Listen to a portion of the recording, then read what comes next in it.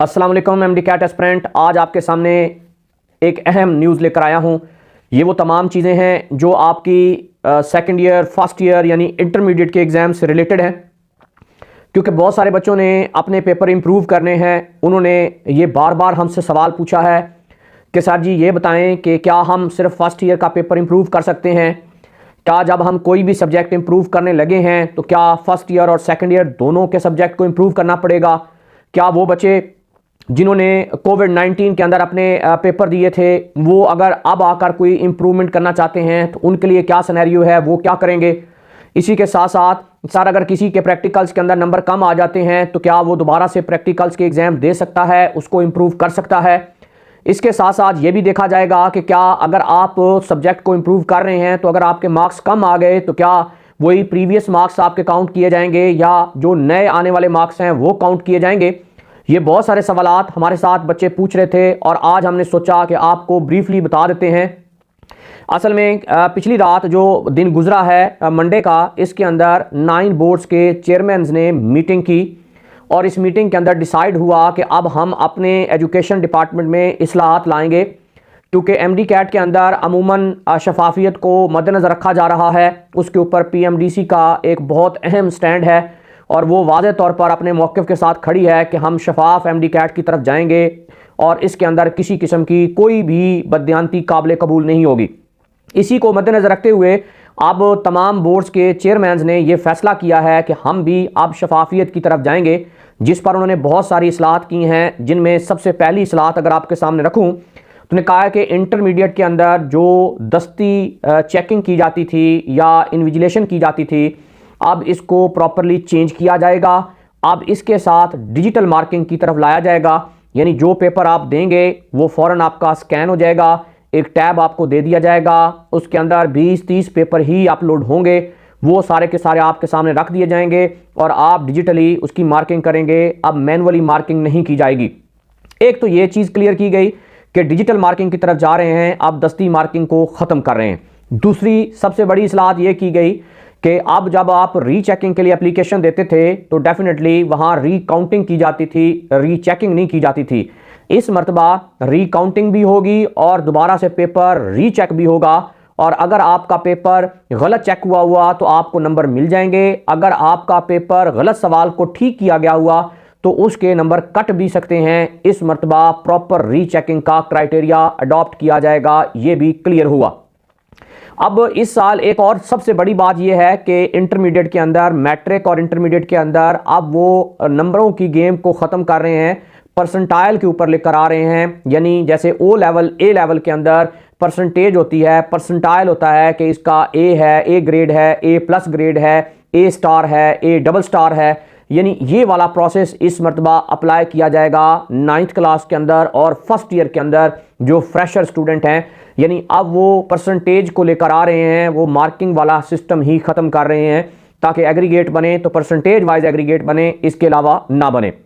एक और सबसे बड़ी बात, अब उन चेयरमैन ने यह फैसला किया है कि जब बच्चे अपना एडमिशन करवा रहे होंगे तो पहले हम फर्जी थंब लगाकर अपने फॉर्म में थंब लगाते थे और उन्हें दे आते थे और वो उसे अपने पास रख लेते थे या फेंक देते थे या एक जगह स्टोर कर लेते थे।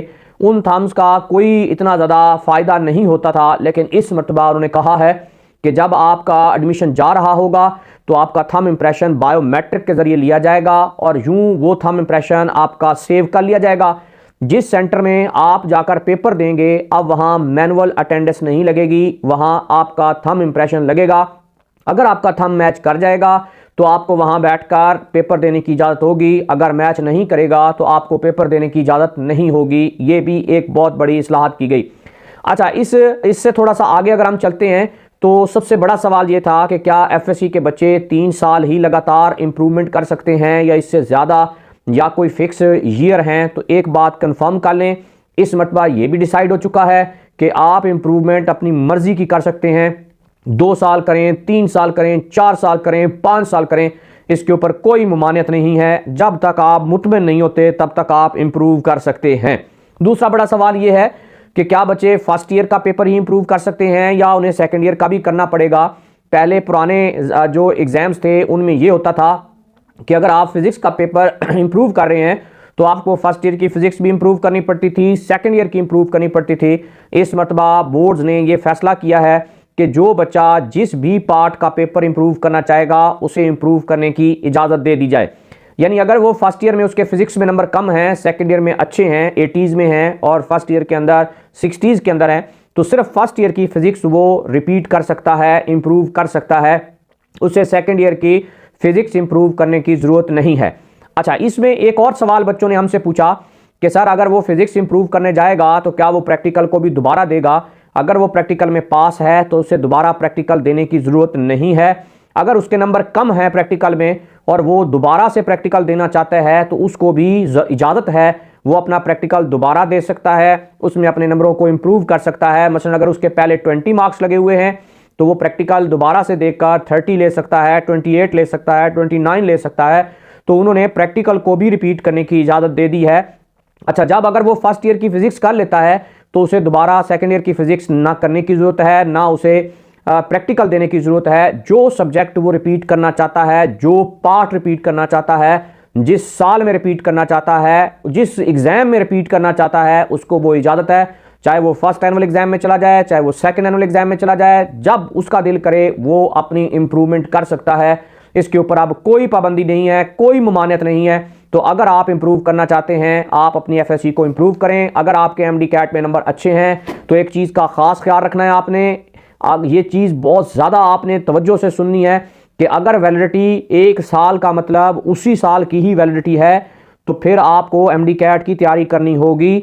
अगर वैलिडिटी का मतलब ये है कि जिस साल आप पेपर दे रहे हैं उस साल से 1 साल पीछे वाला साल जो है वो एक आपका वैलिड है, अगर वो है तो फिर आप एफएससी को इंप्रूव करें। एमडी कैट अगर अच्छे नंबर हैं तो उसको इंप्रूव करने की ज़रूरत नहीं है।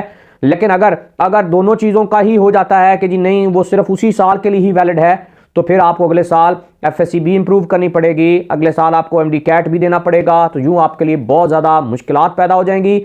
आपने कोशिश करनी है कि जैसे ही पीएमडीसी अपनी रिफॉर्म्स आपके सामने रखे, आपको वो क्लियर करे, नोटिफिकेशन से बताए कि भाई इस साल हम ये सिनेरियो लेकर जा रहे हैं, ये हमारा क्राइटेरिया है।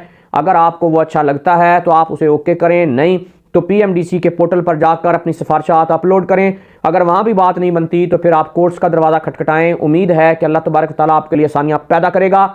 इसके साथ साथ एक बहुत अहम बात यह है कि आजकल बच्चे बार बार पूछ रहे हैं कि सर आपने कहा कि कोर्ट ने ऑर्डर दे दिया है कि फ़ीस जो है वो 1.8 मिलियन होगी, इससे ज़्यादा नहीं होगी। तो ये मैं आपको क्लियर कर दूं, ये 1.8 का ही ऑर्डर है, कोर्ट की तरफ से 1.8 ही बताया गया है।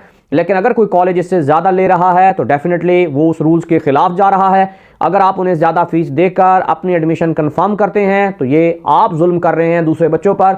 लेकिन अगर आप सारे एक बात पर मुतफिक हो जाएं कि इनकी वैकेंट सीट पड़ी रहे, हमें ज़रूरत नहीं है, हम 1.8 पर ही रहेंगे, तो आप कामयाब होंगे। वरना वही 25 लाख, वही 27, 28 लाख, 22 लाख, 23 लाख जहां कट लगा वो लगाकर एडमिशन कंप्लीट कर देंगे। अब एक और बात भी क्लियर की जा रही है, बच्चे बार बार पूछ रहे हैं कि हम कॉलेज वालों को फ़ोन करते हैं तो वो कहते हैं हमारे पास सीट अवेलेबल नहीं है, अगर कोई ऑप्शन हुआ तो हम आपको कॉन्टैक्ट करेंगे। लेकिन अगर कोई फिजिकली बच्चे जाकर पूछते हैं तो उनको बताया जाता है कि 2 सीटें, 3 सीटें, 4 सीटें हमारे पास अवेलेबल हैं, लेकिन उसकी फ़ीस 2.5 मिलियन है, आपको पे करनी होगी। अगर आप कर सकते हैं तो आप ज़रूर करें। बच्चे कहते हैं जी ऑर्डर आया जी आपने 1.8 से ज़्यादा नहीं लेना, तो वो आगे से कहते हैं कि भाई 1.8 जहां आपको एडमिशन मिल सकता है आप ले लें, हमारे पास एडमिशन अवेलेबल नहीं है। तो बहरहाल बहुत ही कठिन किस्म का सिनेरियो आपके सामने आ गया है।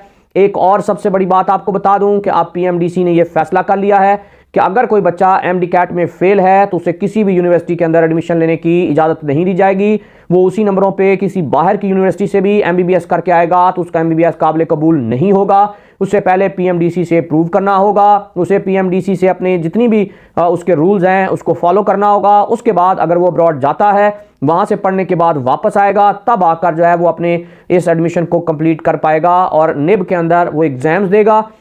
उसके बाद उसे प्रैक्टिस करने की इजाज़त दी जाएगी। लेकिन अगर वो फेल हुआ था और इसके बाद वो बाहर गया है, एमबीबीएस करके आया है, तो उसका एमबीबीएस बिल्कुल काबिल कबूल नहीं होगा।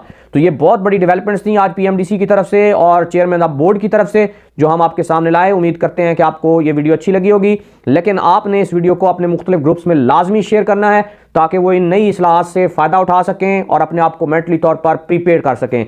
मिलते हैं कल एक नई वीडियो के साथ, तब तक के लिए अपने दोस्त मुर्तज़ा को इजाज़त दीजिए। अल्लाह हाफिज़।